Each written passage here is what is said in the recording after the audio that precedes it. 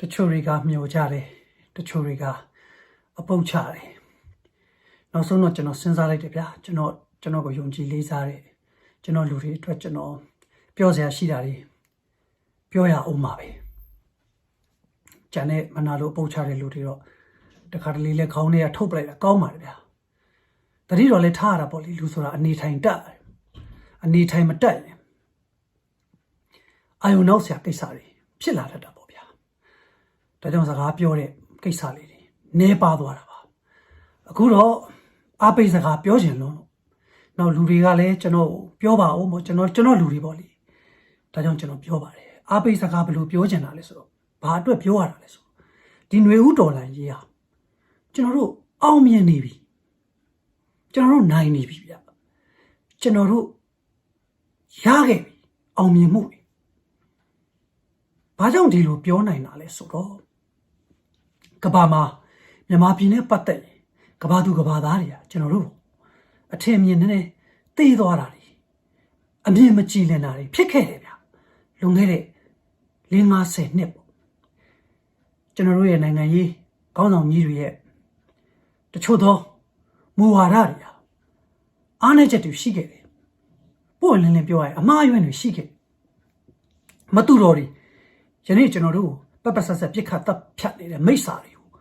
တွားပြီးကျွန်တော်တို့အကာအကွယ်ပေးတာတွေအပေါင်းအသင်းလုပ်တာတွေကြောင့်ကဘာလူတွေကမြန်မာပြည်သားတွေကဒီလိုလားမြန်မာပြည်မှာရှိတဲ့လူသားတွေကဒါမျိုးလူသားတွေလားမဟုတ်မတရားတာတွေမမှန်မကန်တာတွေကိုပြောဆိုရှုံချဆန္ဒပြမယ်မရှိဘူးလားလို့ထင်နေတဲ့ကာလပေါ့လေအဲ့ဒီလိုကာလကြီးတစ်ခုကိုကျွန်တော်တို့ဖြတ်သန်းခဲ့ပြီးတော့အားလုံးသိတဲ့အတိုင်းပဲ COVID-19 pandemic ကြီးဖြစ်ကမ္ဘာမှာကတ်ကြီးဆိုင်အဲ့ဒါနေနောက်တော့ကျွန်တော်တို့ဒီမြန်မာနိုင်ငံမှာစစ်ကောင်စီကမိစ္ဆာတွေအာဏာလုလောလောဆယ်ကမ္ဘာအရေးအခင်းမှာ pandemic ကယောဂဆိုးကြီးကိစ္စပြီးသွားတာ ਨੇ ကျွန်တော်တို့မြန်မာနိုင်ငံကိစ္စဟာတကယ်ကိုအရေးကြီးတကယ်ကို CNN သတင်းဌာနကမ္ဘာသတင်းဌာနအသီးသီး BBC သတင်းဌာနကမ္ဘာသတင်းဌာနကြီးတွေအားလုံးကလွှင့်ထုတ်ဖော်ပြနေရတဲ့ကိစ္စဖြစ်လာတယ်ကျွန်တော်တို့မြန်မာຫນွေဦးတော်လှန်ရေးပေါ့သိကျေးဇူးတင်စရာကောင်းတယ်လူငယ်လေးတွေနဲ့generation စီကတိုက်ပြူကဲတင်လိုက်ပြီကဘာသူကဘာသားတွေအခုလိုအမြင်မကြည့်ရဒါတွေအားလုံးကိုယနေ့သူတို့အမြင်ကြည့်လာပြီအော်မြန်မာနိုင်ငံသားတွေမဟုတ်မတရားမှုတော်လှန်ကြပါလားမခံတဲ့လူမဟုတ်မတရားမှုကိုမခံတဲ့လူသားတွေပါလားအသက်ပေးပြီးတော်လှန်နေပါလားဒီလောက်တနတ်နဲ့ပြတ်တက်နေတာကိုတတ်သိရှိလူငယ်တွေကဆက်လက်တော်လှန်နေပါလားမြန်မာနိုင်ငံသားတွေဟာဒီလိုလူသားတွေပါလားဆိုတာကိုကဘာကပြန်အသိမှပြုလာခဲ့ပြီဖြစ်တယ်ကြဆင်းသွားတဲ့တိုင်းပြည်ရဲ့ပုံရိပ်ကိုယနေ့အသက်ပေးသွားကြတယ်ຫນွေဦးတော်လှန်ရေးသမားတွေလူငယ်တွေ generation Z တွေဟာတိုက်ပြည်ရဲ့ပုံရိပ်ကိုပြန်လဲကဲတင်လိုက်တာဖြစ်ပါတယ်ပြန်လဲအဖတ်ဆယ်လိုက်တာဖြစ်တယ်အခုကဘာကြီးပေါ်မှာကျွန်တော်တို့ပြန်လဲလေးစားနေပြီဒီလူငယ်တွေကြောင့်ဒီတော်လှန်ရေးသမားတွေကြောင့်ဒီတော်လှန်ရေးဖြစ်စဉ်ကြီးကြောင့်ဒါဟာကျွန်တော်တို့အတွက်သိတ်ကိုတန်ဖိုးရှိတဲ့အောင်မြင်မှုတစ်ခုဖြစ်ပါတယ်ဘာကြောင့်လဲကဘာသူကဘာသားတွေဒီ impression ပေါ့အားတာချက်တွေရှိဥပမာကျွန်တော်နေတဲ့အခု American နိုင်ငံဒုတိယကမ္ဘာစစ်မှာဥဆောင်ပြီးတော့တိုက်တာ American စစ်သားတွေစစ်ဗိုလ်တွေကဗိုလ်ချုပ်တွေဒုတိယကမ္ဘာစစ်ကိုဒီမိစ္ဆာတွေကိုဖက်စစ်တွေကိုနာဇီတွေကိုဥဆောင်ပြီးတော့ကမ္ဘာကြီးကိုဥဆောင်ပြီးတော့ဖက်စစ်နာဇီတွေကတစ်ဖက် American ဥဆောင်တဲ့မဟာမိတ်ဒီမိုကရေစီလိုလားပြီးတော့အမှန်တရားဘက်ကရပ်တည်တဲ့လူတွေအမေရိကန်ဥဆောင်ပြီးတိုက်ခဲ့တာဒါကြောင့် သူတို့ရဲ့ပုံရိပ်ကကဘာမှာတိတ်ကောင်းသွားတယ်ဒုတိယကဘာစစ်နောက်ပိုင်းမှာပို့ပြီးကောင်းသွားသူတို့ကဥဆောင်သူနိုင်ငံဖြစ်လာခဲ့တယ်အခုကျွန်တော်တို့မိစ္ဆာတွေကိုအားပေးထောက်ခံနေတဲ့ကာကွယ်စောင့်ရှောက်နေတဲ့ကျွန်တော်တို့အိမ်ကြီးချင်းကွန်မြူနစ်နိုင်ငံကြီးရတယ်သူတို့ရဲ့ပုံရိပ်ကကဘာမှာရှစ်ကိုမရှိဘူးကောင်းကိုမကောင်းသူတို့အမှန်စကားပြောရင်တော့အမှန်အတိုင်းပြောရင်တော့သူတို့ဘိုးဘွားဘီဘီဟိုးနှစ်ပေါင်းထောင်ကနန်းလောက်တော့သူတို့လည်းကောင်းနေတာရှိတယ်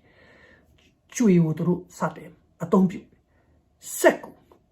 စာရေးစက်ကိုသူတို့စအသုံးပြုတာရန်သူတို့တီးထွက်တာသူတို့တမိုင်းမှာသူတို့ကောင်းခဲ့တယ်နောက်ပိုင်းကျသူတို့ကြာဆင်းသွားလိုက်တာယနေ့သာအတန်နဲ့ပြန်ကျဲလာတာတမိုင်းကြောင့်တစ်လျှောက်လုံးသူတို့နိုင်ငံတော်ဆုံးအုပ်ချုပ်သွားတဲ့မင်းဆက်တရားဆိုရင်သူတို့လူမျိုးတွေမဟုတ်ဘူးမွန်ဂိုတွေကဘာကျော်စစ်ဘီချင်းဂျစ်ခိုင်ရဲ့အမျိုးတွေအဲ့ဒီအမျိုးတွေကကျွန်တော်တို့ဒီအိန္ဒိနာချင်းကွန်မြူနစ်နိုင်ငံကြီးကိုနှစ်ပေါင်းများစွာဘယင်လုတ်ပြီးတော့လူမျိုးကြားတက်အုပ်ချုပ်သွားဒီကောင်တွေခံခဲ့ရတာနောက်ပြီးတော့ကဘာမှာစစ်တိုက်တယ်ဘယ်တော့မှအစွမ်းအစမရှိတဲ့လူတွေဂျပန်ကျွန်းနိုင်ငံသေးသေးလေးရအဲ့တော့ကတော့ဖက်စစ်နိုင်ငံပေါ့ဂျပန်ကဒါပေမဲ့အဲ့ဒီကျွန်တော်တို့နီနာချင်းကွန်မြူနစ်နိုင်ငံကြီးကိုဂျပန်နဲ့ကျွန်းသေးသေးလေးရအဲ့ဒီလူတန်းထောင်ကနန်းနော်တလောက်ကြီးမားတဲ့နိုင်ငံကြီးကိုတက်ပြီးသိမ်းတာပြီးတော့တော်တော်ကိုနှိပ်စက်ခံလိုက်ရသေးတယ်လူနည်းနည်းလေးနဲ့တက်သိမ်းတာအင်္ဂလန်ဘာကြောင့်ကဘာမှာဗြိတိန်ဘာလို့နာမည်ကြီးอ่ะကျွန်းနိုင်ငံသေးသေးလေးတကဘာလို့နေမဝင်အမ်ပါယာဆိုပြီးတော့တက်သိမ်းပြစ်တာဇာခေါ်တယ်တတိဖြတ်တိအမေရိကန်ခုနဂျပန်ကပထမကဒုတိယကဘာဆက်မှာတော့သူတို့ဖက်စစ်နိုင်ငံပေါ့ဗလိန်နေပေါ့ဗျာဒါပေမဲ့အနုမြူဘုံအကျဲခံပြီးနောက်ပိုင်းပြာပုံကနေပြန်ထတော့ဂျပန်နေရာမလျှော့သောဇွဲလုံးလာနဲ့သူတို့နိုင်ငံကိုတိဆောက်လိုက်တာယနေ့စီးပွားရေးနေပညာအစအရာကဘာမှာနာမည်ရတဲ့နိုင်ငံပြန်ဖြစ်သွားတယ်အခုကျွန်တော်တို့မြန်မာနိုင်ငံလေးဟာຫນွေဦးတော်လှန်ရေးကြောင့်ကဘာကပြန်အသိမှပြုတ်ရတယ်လူငယ်တွေနဲ့ຫນွေဦးတော်လှန်ရေးမှာပါဝင်ဆင်နွှဲနေတဲ့လူတွေရဲ့တတ်တိကြောင့်ပေးဆပ်မှုတွေကြောင့်ကဘာကပြန်ပြီးလေးစားရတဲ့လူတွေဖြစ်နေပြီကဘာသတင်းဌာနတွေမှာဒီလောက်ပြ900 600တနတ်တွေနဲ့ပြတ်သက်မတရားတွေလုပ်နေတဲ့ခြားတွေကအရှုံးမပေးတဲ့တော်လှန်တိုက်ပွဲဝင်နေတယ်ဆိုတဲ့ဇာကဘာကအတိမပြုတ်အတိမပြုတ်ရုံတင်မကောက်တနေ့မှာဖြုံသွားတဲ့အထိကျွန်တော်တို့ကဆက်လက်တိုက်ပွဲဝင်ရဒါကြောင့်ကျွန်တော်တို့ကနိုင်နေတယ်အောင်မြင်မှုတွေရနေတယ်ຫນွေဦးတော်လှန်ရေးဟာဒါကြောင့်ကျွန်တော်ခိုင်နေမှာပြောတာကျွန်တော်တို့ရဲ့ဇာကဘာကြီးကပြန်သိသွားပြီမတရားရဲ့မခံတဲ့လူမျိုးဒါကြောင့်လူမျိုးတစ်မျိုးဟာမှန်မှန်ကန်ကန်ပြောဆိုဖို့လိုတယ်မှန်မှန်ကန်ကန်ရက်တည်ဖို့လိုတယ်မဟုတ်မတရားတာကိုစန့်ကျင်တော်လှန်ဖို့လိုတယ်ပြီးရင်မိမိကိုမိမိအားကိုပြီးပြန်လဲတိဆောက်နိုင်စွမ်းရှိဖို့လဲလိုတယ်မိမိကိုစွမ်းညံစွမ်းနဲ့မိမိတော်လှန်နိုင်ဖို့လိုတယ်လို့မိမိတိုင်းပြည်ကိုမိမိကိုစွမ်းညံစွမ်းနဲ့ပြန်လဲထူထောင်ပြဖို့လိုတယ်အဲ့ဒီလိုထူထောင်ပြတော့မှကဘာကဖြုံမယ်လေးစားမယ်အလေးထားမယ်နောက်ဆုံးအားထားတဲ့နိုင်ငံတစ်ခုဖြစ်လာမယ်မြန်မာပြည်ညံကောင်းပါတယ်အရှိတောင်အာရှနိုင်ငံတွေအနက်ညံကောင်းတဲ့လူမျိုးရာဇဝင်အစင်လာကောင်းတဲ့လူမျိုးဒီမိစ္ဆာတွေကြောင့်စစ်အာဏာခဏသိမ်းနေလို့သာတိုင်းပြည်ကစုပ်ပြတ်တတ်တဲ့ဘဝရောက်သွားတာတချင်းကဗမာတွေအချင်းမဟုတ်ဘူးကျွန်တော်တို့သိချစ်တဲ့ဘောလုံးအားကစားနည်းနဲ့ပြောရင်တော့အာရှချန်ပီယံတွေယနေ့လူဘာဝနေတဲ့ဂျပန်တွေကိုရီးယားတွေဆော်ဒီအာရေဗျဘောလုံးအသင်းတွေချေအတူကစားပြီးအနိုင်တော်ယူခဲ့လို့အာရှချန်ပီယံဖြစ်ခဲ့တာအရှိတောင်အာရှအဆင့်ဆိုတာလှည့်တော်မကြည့်ဘူးဗမာဘောလုံးအသင်းအဲ့ဒီကနေပြီးတော့စစ်အာဏာရှင်တွေဖျက်ဆီးလိုက်တာအားကစားစီးပွားပညာကျန်းမာရေးလူမှုရေးဖက်ကချွတ်ချုံကြ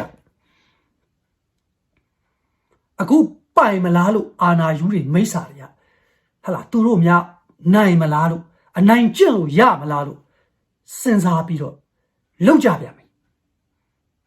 ဒါပေမဲ့မခံတဲ့လူမျိုးမဟုတ်ရင်မခံတဲ့လူမျိုးမကြောက်တဲ့လူမျိုးဇာရှိတဲ့လူမျိုးတတ်တိရှိတဲ့လူမျိုးပြန်လဲတွန်းလှန်ရဲတဲ့လူမျိုးပြန်လဲတိဆောက်ရဲတဲ့လူမျိုးဖြစ်အောင်တနိုင်ငံလုံးကစူးစမ်းကြရမယ်အခုဒီဒေါ်လာရေးဆက်ဖြစ်နေတာနဲ့အမျှကမ္ဘာသတင်းတွေမှာကျွန်တော်တို့နိုင်ငံရဲ့သတင်းက hot news ပဲတကဘာလုံးကကြည့်နေပြီသိနေပြီကျွန်တော်တို့ဘယ်လိုလူသားတွေလဲဆိုတာသူတို့ပြန်အသိမှပြုလာပြီဒါကြောင့်ကျွန်တော်ကအားပေးပါတယ်ယုံကြည်ပါတယ်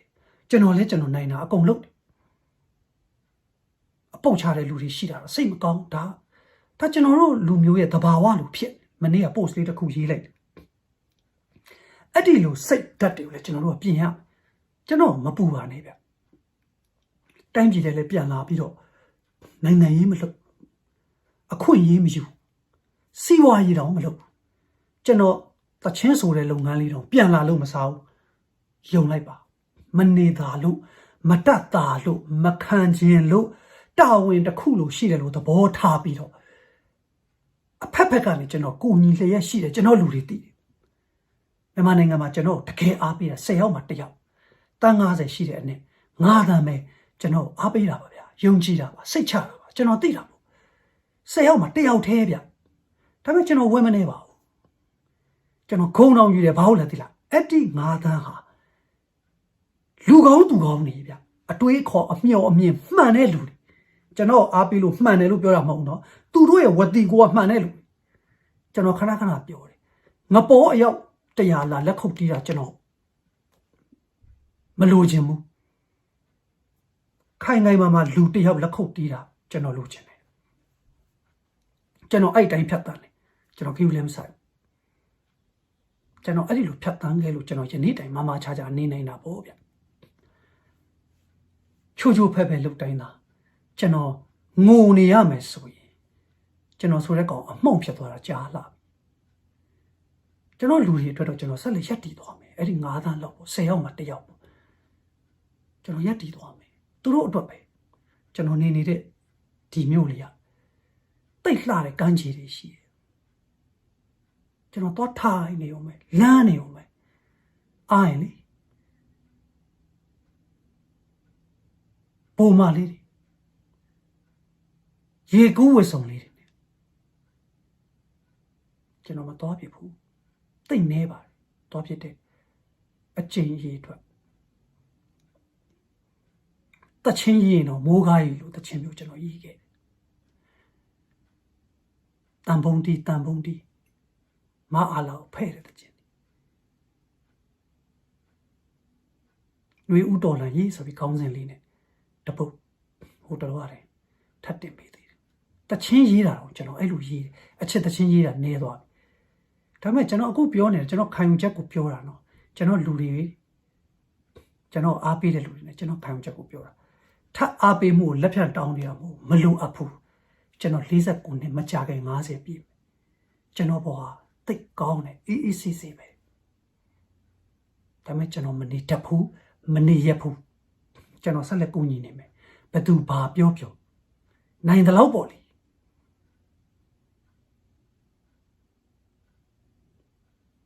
ຫນွေဥတော်လန်ကြီးဟာအောင်မြင်မှုများစွာနဲ့ပါဗျာကဘာကိုသိနေပြီຫນွေဥတော်လန်ကြီးတည်င်းနေကောင်းတဲ့င်းနေຫນွေဥတော်လန်ကြီးရဲ့တတ်တိຫນွေဥတော်လန်ကြီးရဲ့မဟာကြီးမြတ်မှုတွေကဘာကိုပတ်သိနေပြီမိစ္ဆာတွေသေချာပေါက်ကြဆုံးတာပို့ဆိုးတယ်ဒီကောင်တွေရဲ့ပုံရိပ်ဟာကဘာမှာလုံးဝမစင်တွင်းချီတွင်းနဲ့ရောက်သွားပြီယုံလိုက်ပါလူအဲ့ရဲ့နောက်နေ့တွေကျွန်တော်ပြောနိုင်အောင်ကြိုးစားပါဦး